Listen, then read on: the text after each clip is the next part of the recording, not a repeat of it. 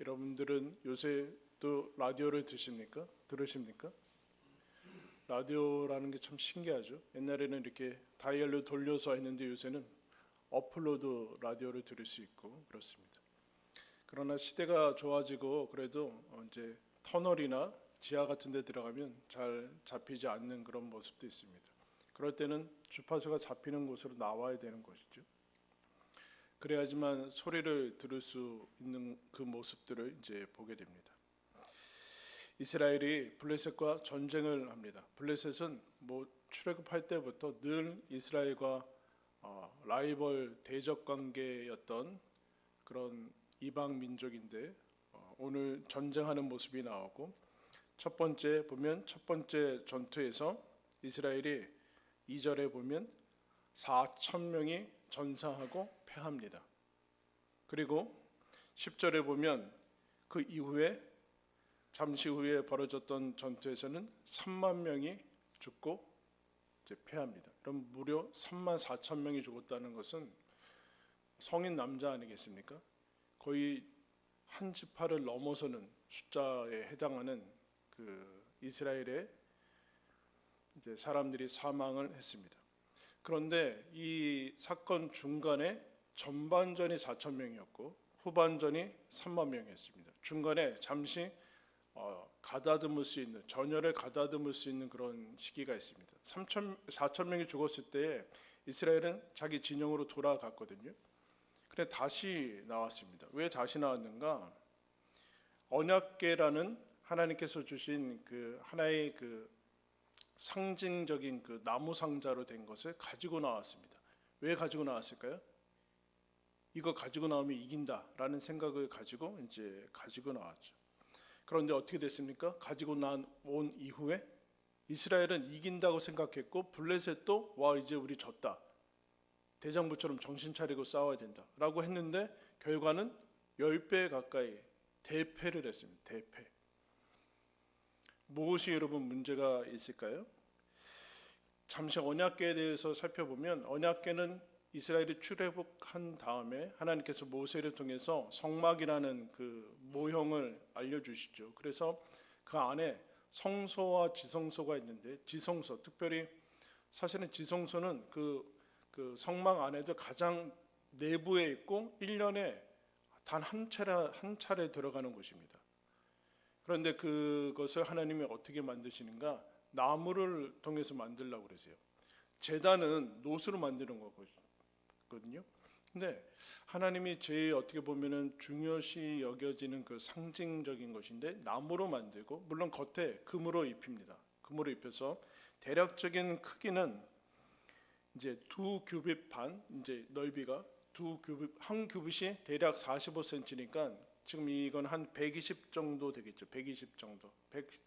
한 110에서 120 사이인데 그 정도 되고 이제 여기 넓이랑 높이는 이제 한 규빗 반이니까 한 68에 한 70cm 정도. 대단히 지금 여기 이것보다 좀 작은 겁니다. 작은데 여기 위에 금으로 입히고 양쪽에 이제 구룹이라는 천사 모양을 한 날개를 가지고 있는 그 천사가 이렇게 덮어요. 이 나무 뚜껑 같은 거, 그 안에 상자가 있어서 그 빈 공간이 있어서 거기에 이제 만나나 십계명과 아론의 쌍난 지팡이를 넣었다 그렇게 하고 있고 여기 이제 그룹이 이제 날개로 이렇게 딱 덮는데 그 공간, 이 빈 공간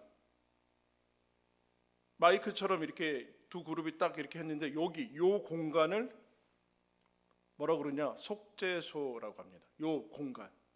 이 뚜껑 위와 이 그룹 사이 여기에서 이스라엘 죄를 속하고 하나님께서 은혜를 베풀어서 시은좌라고도 하고 증거궤라고 하고 하나님께서 여기서 하나님의 말씀을 계시할 것이라는 요 이제 언약궤거든요.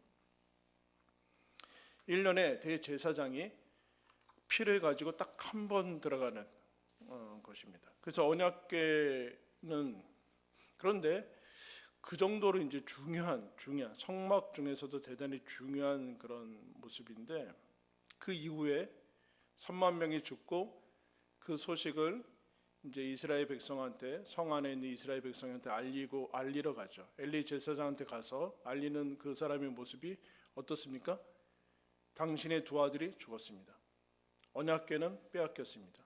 홈니와 비느하스가 죽었고 언약궤도 빼앗겼고, 그 소식을 듣자 엘리가 어떻게 돼요?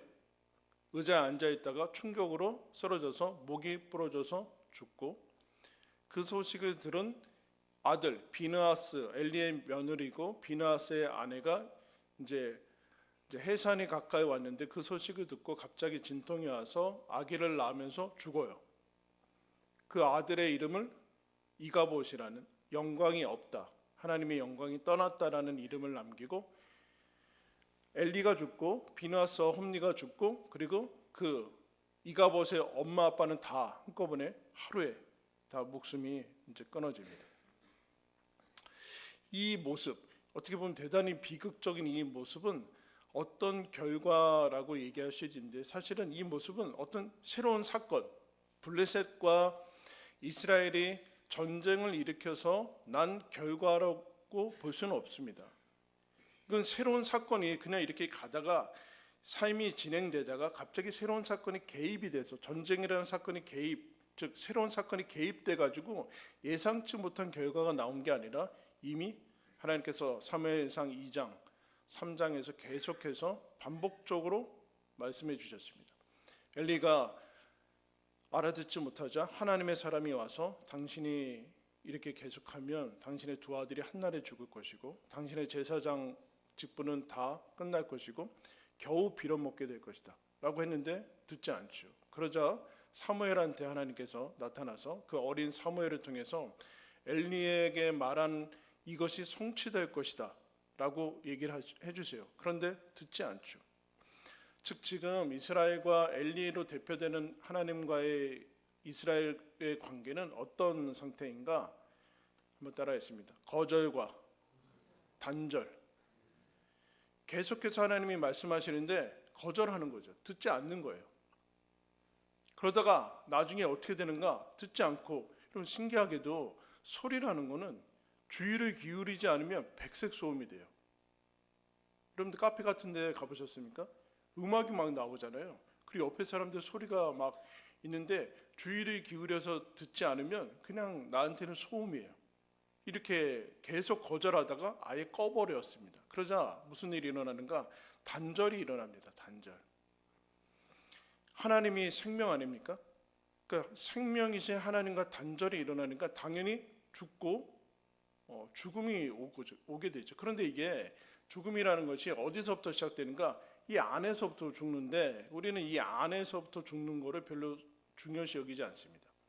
그래서 사실은 태초부터 나타난 건데, 이 단절이라는 것은 거의 마귀나 마찬가지입니다. 단절. 마귀가 여러분 에덴 동산에 나타나서 아담과 하와를 유혹하잖아요. 하와한테 나타나서 선악과에 대한 문제를 일으키는데, 여러분 에덴 동산에서 마귀가 유혹하는 거를 하나님이 못 들으셨을까요? 들으셨을 거 아니에요.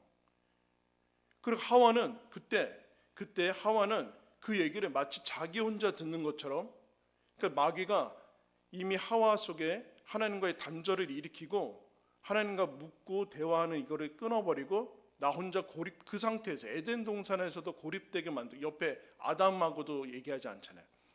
하와가 먼저 듣습니다. 근데 하와도 하나님과의 관계를 이미 차단하고 아담과도 차단해요. 그리고 혼자 결정을 합니다. 혼자 결정을 해요. 그런 다음에 아담은 선악과를 먹는데 어떻게 먹어요? 하와는 나무에서 따서 먹는데 아담은 어떻게 합니까? 하와가 주는 걸 먹어요. 아담도 따먹는 게 아니라 하와가 주는 것을 그도 먹은 쯤에 이렇게 되는 거거든요. 근데 그 안에 그 전에 무슨 일이 일어나는가? 단절이 일어나요. 단절. 그 단절은 고립되면서 이게 단절이 거의 마귀나 마찬가지예요. 그러니까 여러분 삶 가운데 자신이든 아니면 주변이든 관계건 무엇이든지 간에 단절이 일어나게 되는 것은 대단히 위험하다라고 생각을 하면 됩니다. 우리 쉽게 얘기해서 뭐 소통 이런 얘기 하는데, 여러분 소통이 안 되면 거기에 마귀가 일하는 것이나 마찬가지다라고 생각할 수 있는데, 근데 단절이 됐다, 하나님 생명과 단절이 됐다라고 착각을 하지 않은 이유는 선악과를 먹은 다음에 아직 육체가 지속이 돼요. 마찬가지로 이스라엘이 이 내적으로 이미 하나님과의 관계가 끊어지고 그래서 죽었는데 계속적으로 외적인 것이 지속이 됩니다. 제사가 있고 제사장이 있어요. 이게 뭐냐? 음식이 있고 숨이 쉬어지네. 죽지 않는다고 생각하는 거야. 죽지 않았다라고 생각을 하고 있는 거야. 근데 그들 안에는 하나님이 계시지 않습니다. 그런데 이것 왜 진짜로 못 알아차리는가? 그 안에 하나님이 계시지 않으면 빈 공간이 생길 거 아니에요. 진공 상태가 아니라 빈 공간이 생기는데 그 빈 공간을 이 사람들이 기가 막히게 채웁니다. 뭐로 채우는가? 이스라엘의 상태를 3절 말씀에 3절 말씀 우리 한번 다 같이 읽겠습니다. 시작. 백성이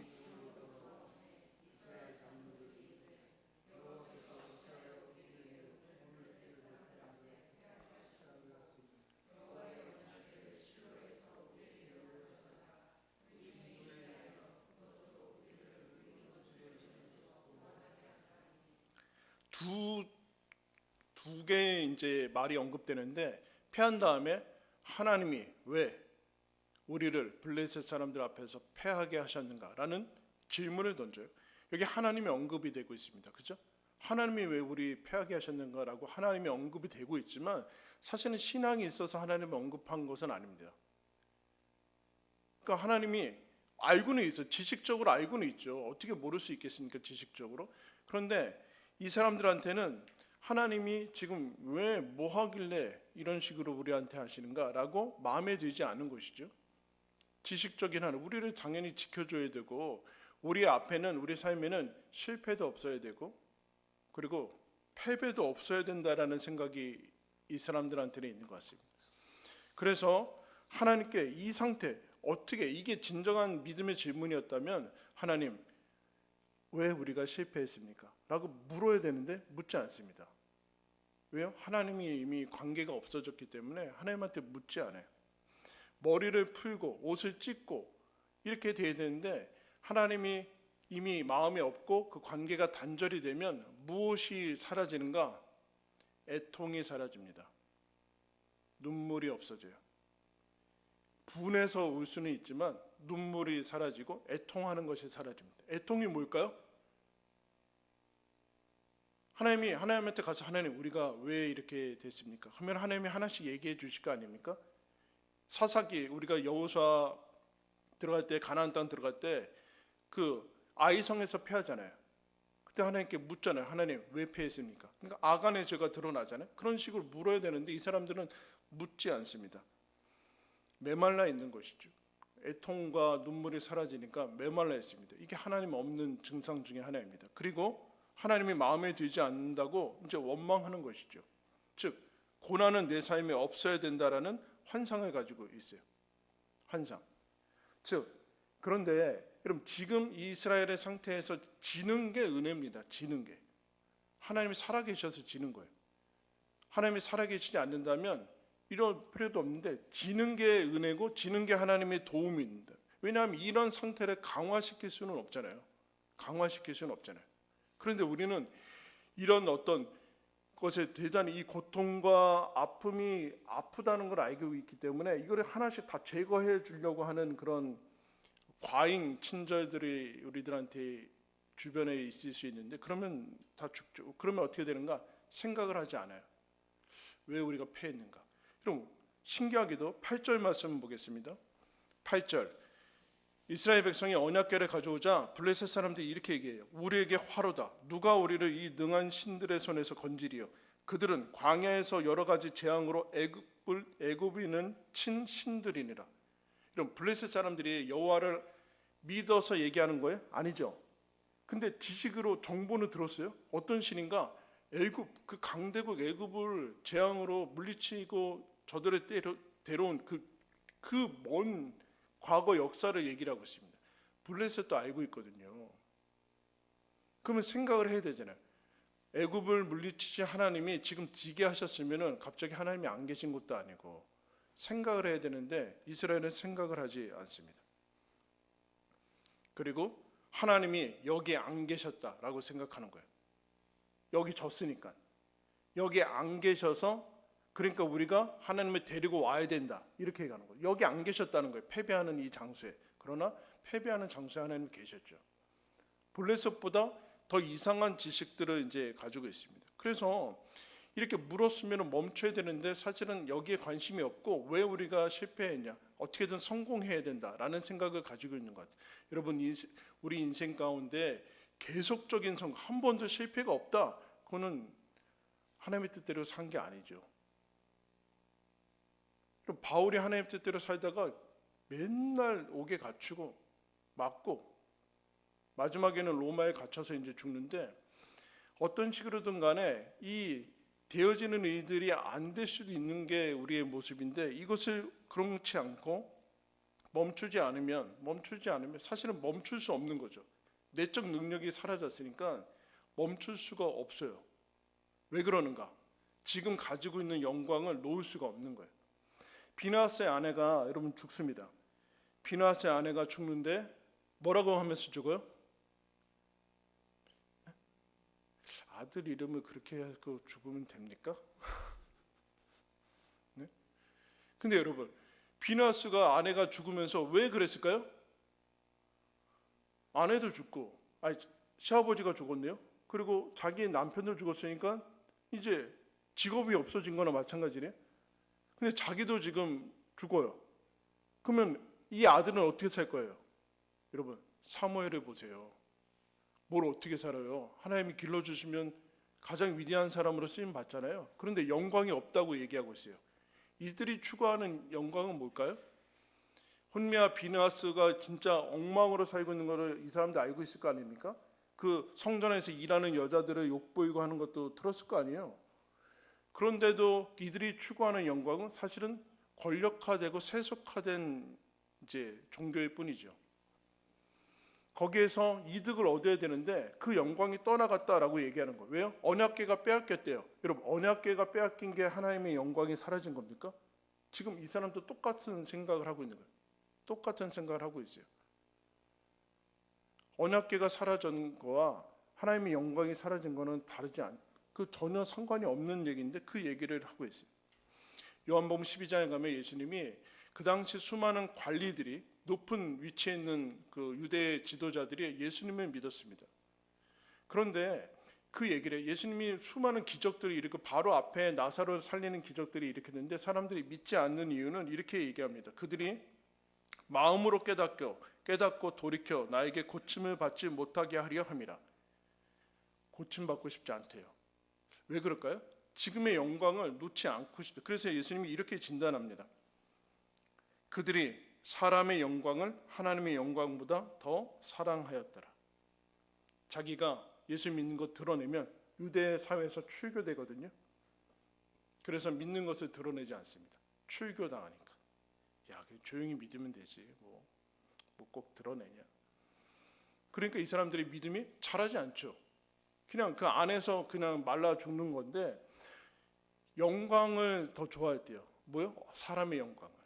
즉, 여러분, 우리가 하나님을 믿지 않고 하나님이 내 안에 계시지 않음에도 겉으로는 하나님 믿는 것으로 사는데 내 안에 하나님이 안 계신 증거는 왜 우리가 착각을 하는가? 영광으로 채워져서 그래요. 어떤 영광이요? 세상의 영광. 죽으면 다 놓고 가야 될 영광으로 이미 채워졌기 때문에 거기에 목마름이 없어요. 그런데 그러자 마음과 영혼의 기능이 멈춥니다. 멈춰요. 마비가 되죠. 삶이 멈춥니다. 영혼이 마비가 됩니다. 하나님을 거절하고 단절했으니까 당연히 영혼이 마비가 되는 것이죠. 다른 것들은 풍성할 수 있어요. 그 다음에 3절 하반절에 이 사람들이 뭐라고 얘기하는가? 그러자 하나님이 안 도와줘? 그러면 데리고 와야지. 여러분, 이들이 생각하는 신은 혼자서 올 수가 없는 신이에요. 혼자서 못 걸어와가지고 우리가 모시고 와야 돼요. 언약궤는 여기 이제 양쪽에 조그만 이렇게 동그란 이제 막대기를 꽂아서 옮길 수 있는 그런 형식이거든요. 하나님이 혼자서 거동을 못 하시네요. 그래서 모시고 와야 돼요. 이런 신으로 생각을 하고 있어요. 그런데 그러자 이 언약궤가 들어가자 블레셋 사람들이 7절에 이렇게 얘기합니다. 블레셋 사람이 두려워하여 이르되 뭐라 그래요? 신이 진영에 이르렀다. 언약궤를 뭐라고 불러요? 신이라고 얘기하고 있습니다. 이스라엘 백성도 동일한 이 이방인들이 가지고 있는 정도로 가지고 있어요. 하나님 쪽으로 가야 되는데 묻고 하나님 뜻에 우리가 맞춰야 되는데 하나님을 끌어내리는 거죠. 자기가 원하는 것이 있으니까. 쉽게 얘기하면 하나님을 납치하고 조종하고 조작하고 협박해서 내 말을 듣게 하는 거예요. 하나님을 내 말을 듣는 신인 것이죠. 이게 우상이죠, 여러분. 우상이 여러분 움직일 수 있습니까? 말을 합니까? 너 집 지키고 있어라. 그럼 나갔다 오는 거 아니에요. 우리한테는 이런 신이 필요한, 지금 부리고 있어요. 신을 부리고 있어요. 이걸 뭐라고 합니까, 여러분? 미신이라고 합니다. 미신. 미신은 어떻게 해요? 신기하죠? 미신은 좋은, 내가 원하는 게 있는데 애군도 있어요. 피해가야 돼요.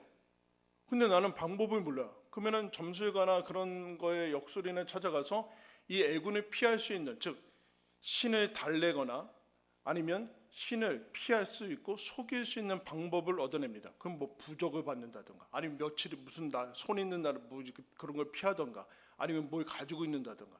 여러분, 이 말도 안 되는 것에 왜 속죠? 사람은 지식에 따라 움직이지 않아요. 그렇게 영혼이 약한 거예요. 왜 이단과 사이비가 많냐고요?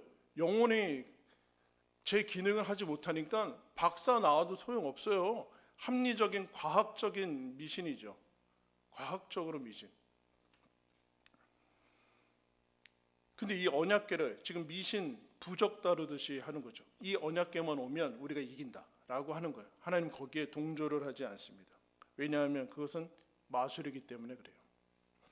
사도 바울이 사도행전 19장에 가면은 예수 그리스도의 복음을 에베소에서 한 2년 정도 전합니다. 그러자 많은 사람이 주의 말씀을 듣더라, 믿더라 이렇게 되거든요. 그 다음에 하나님이 하나님의 손을 바울을 들어서 하나님께서 역사하시는데, 심지어는 바울이 가졌던 손수건이나 앞치마를 병든 자에게 던지면 나았어요. 근데 이걸 보고 유대인 제사장 중에 한 명인 스게와의 아들들이 나도 해보고 싶다. 그래서 따라하네요. 그래서 한 귀신 들린 사람한테 가서 바울이 믿는 예수의 이름으로 이렇게 얘기해요. 나는 안 믿는데 바울이 믿는 예수 이름으로 선포하노니 귀신아 나가라. 그러니까 귀신이 뭐라 그래요? 내가 예수도 하고 바울도 하는데 넌 누구냐? 그래서 올라타서 막 그 옷 다 벗기게 하고 막, 그래서 쫓겨나지 않습니까? 그래서 그 이후에도 마술책을 은 5만이나 해서 에베소에서 태우고 그 하는 것들을 이제 보게 됩니다. 왜 그럴까요? 우리는 소원이 있고 그리고 그 여러 가지 고난에 대한 그 피하고 싶은 마음이 있는데 지식으로 안 되는 거예요. 그런데 하나님은 뭐라고 얘기하십니까? 왜 자꾸 말씀으로 얘기하시는? 말씀이란 하나님이 살아계신 분이고 인격이고 신격이죠. 인격이고 하나님 아는 것을 원하고, 그건 지식이 아니라 하나님을 진짜로 알기를 원하고 대화하기 원하고 그 얘기를 하는 거죠. 그런데 여기는 오직 소원 성취밖에 없어요. 그러면 하나님 필요가 없어요. 소원 성취만 있으면. 무사 평탄이 제일 중요하게 될 때 우리는 그렇지 않게 될 때 하나님을 갈아치웁니다. 아니면 그럴듯한 그런 그 말씀만 듣게 돼요. 성경 전체를 받아들이지 않고 끊임없이 그런 메시지만 찾게 돼요. 그러면 제 문제는 하나님이 없다는 증상, 미신을 내가 하나님의 미신처럼 믿고 있다는 증상은 변화가 안 나타나는 거예요. 내가 거룩해지지 않는 거예요. 삶이 안 변하는 거예요. 그러면 미신을 믿고 있는 거예요. 의식은 계속하죠. 사랑이 부재, 하나님을 사랑해야지만 변화되는데 하나님이 변화되지 않고 신을 변화시키려고 신을 달래려고 그래. 그 혼날까봐 맨날 뭐 하는 척하고 아주 안 혼날 정도로 그냥 발 담그고 그렇게 하는 거예요. 그럼 미신처럼 하는 거예요. 인격적인 하나님과의 관계가 없다라는. 그래서 미신이란 무신론이나 마찬가지예요. 무신론은 미신일 뿐입니다. 무슨 합리적인 과학을 들이대더라도 결국에는 미신이에요. 미신. 그런데 정신, 정당, 바른 믿음은 무엇인가? 하나님이 이런 얘기를 하죠. 호세아한테 하나님께서는 인애를, 사랑을 원한다. 제사를 원하지 않는다. 번제보다 하나님 아는 것을 원한다. 그런데 이스라엘은 죽도록 번제만 드려요. 번제만.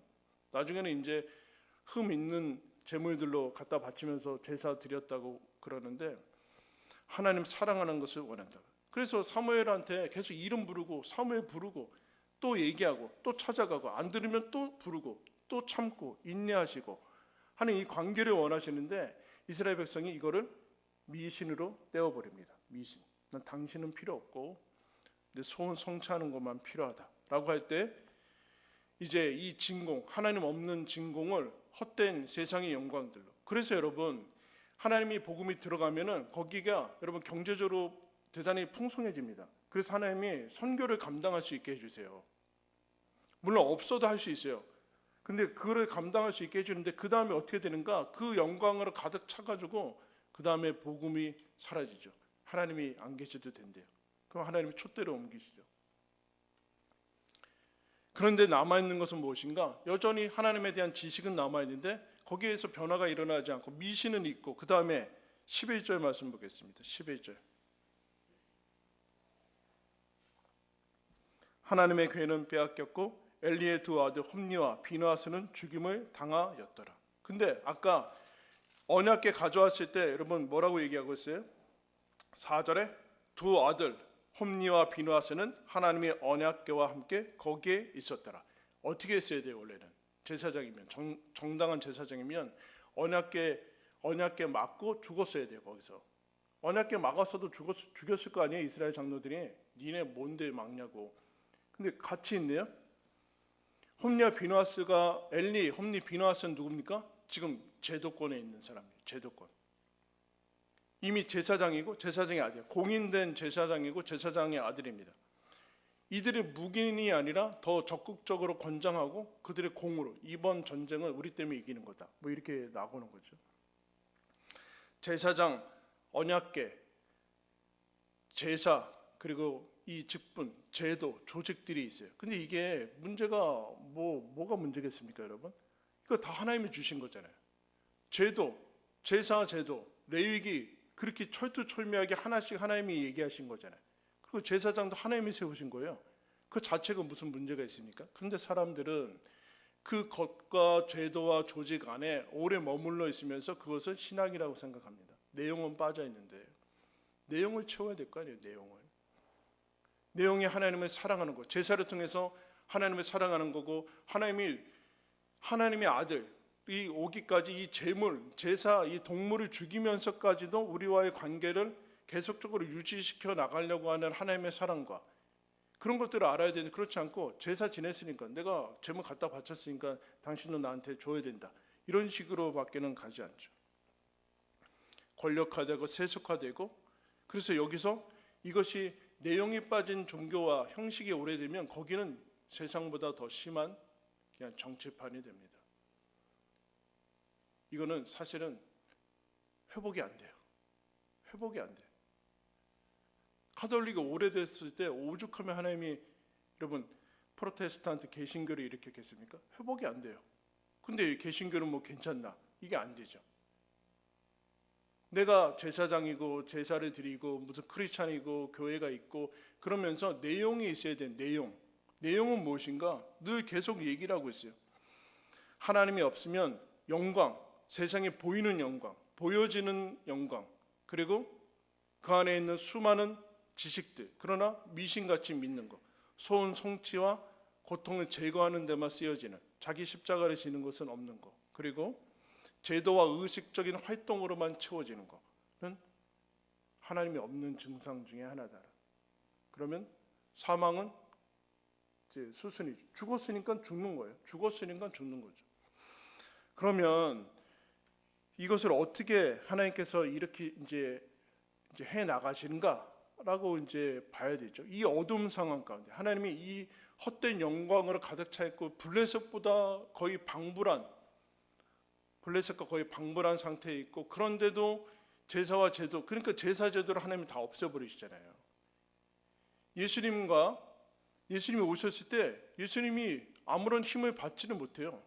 세례 요한도 마찬가지죠. 이미 그때 그 당시에도 제사장하고 바리새인들 서기관들이 다 있었거든요. 근데 세례 요한은 그것도 아니고 뭐 예수님도 뭐 아무것도 안 걸치고 오고 그러니까. 그런데 이것을 어떻게 하나님이 이끌어 나가시는가? 1절 상반절에 우리 다 같이 한번 읽겠습니다. 시작. 사무엘의 말이 온 이스라엘에 전파되니라. 전파됐어요? 안 됐어요? 전파됐어요. 근데 이스라엘은 어떻게 했어요? 라디오를 그냥 꺼버렸네요. 꺼버렸어요. 전파됐으면 거절이 아니라 수용을 하고, 그래야지만 하나님과 단절이 아니라 연결이 되어서 부족하건 간에 살아갈 수 있는데, 그렇지 않고 끊임없이 지속적인 거절과 단절을 합니다. 어떻게요? 하나님의 말씀이 선포되는데. 그러면 한 가지 방법밖에 없어요. 다른 길은 없어요, 여러분. 의식으로 때워서는 안 된다니까요. 여기 왔다 가는 거로 때워서는 아무런 일도 일어나지 않아요. 마음에 들여보내야 돼요. 어떻게 해요? 이 말씀은 나를 위한 말씀이다. 오늘도 나를 위해서 하나님의 말씀이 선포된다. 그렇지 않으면 지식이 얼마나 됐건, 신앙의 연수가 얼마나 됐건 간에, 뭐 교회가 얼마나 있건 간에 아무런 일도 일어나지 않아요. 변화는 일어나지 않아요. 그냥 사망과 그 세상 거 가지고 우리는 하나님 믿으면서 다 더 많이 성취하는 거고, 저들은 하나님 없이 성취하는 거니까 우리가 이긴다, 이렇게 가버리는 거죠. 그러니까 어때요? 영혼에 힘이 없죠. 힘이 없어요. 그래서 우리나라는 어느 위치에 있어요, 여러분? 어느 정도 위치에 있어요? 미국하고 유럽 따라가는 거 아니에요? 지금 유럽 교회 다 따라가는 중 아니에요? 유럽 교회 따라가는 중. 그러면 어떻게 할 거예요? 어떻게 할 거예요? 이미 우리나라는 제도권, 여기 저도 뭐 제도권 거기는 바늘 하나 들어갈 틈이 없어요, 여러분. 틈이 없어요. 세상 정치판보다 거기는 훨씬 심해요. 훨씬 심해요. 아무것도 안 돼요. 그럼 어떻게 할 거냐? 어떻게 할 거냐? 뭘 어떻게 해요? 다른 길은 없어요. 하나님 말씀밖에는 없어요. 지식에 대한 얘기가 아니에요. 하나님 말씀밖에는 없다. 여기에 귀를 기울여야 됩니다. 다른 길은 없습니다. 다른 길은 없어요. 아이들이 무슨 얼마나 지식이 많고 대학을 나오고 뭐 재능이 있고 아무 소용이 없어요. 한 방에 가거든요. 한 방에 가요. 한 방에. 정신 차리고 눈이 돌아오고 하나님의 말씀을 들으려고 할 때 그때 소망이 있는 거예요. 그럼 어떻게 되는가? 사무엘과 같은 사람들이 나왔을 때 하나님 말씀 지금도 하나님 말씀하시는 거 아니에요? 지금도 하나님께서 말씀하셔서 얘기를 하시는 것 아닙니까? 그때 다른 길은 없고 죽고 사는 것이 오직 말씀에 있다 라는 것을 명심하시고, 말씀이 내용입니다. 말씀은 형식이 아니라 내용이에요. 이 내용을 계속 채워나가서 하나님 나라의 말씀하시다. 내가 하나님의 말씀을 들을 때 나를 통해서 생명수가 흘러간다. 생명의 주파수는 말씀밖에 없다. 근데 여러분 어때요? 어느 정도로 여러분들의 말씀이 하나님과 돈독한 상태로 지내고 있어요? 말씀이 지식이 아니라, 말씀 지식도 당연히 있어야 되죠. 어느 정도로 돈독한 상태에 있어요.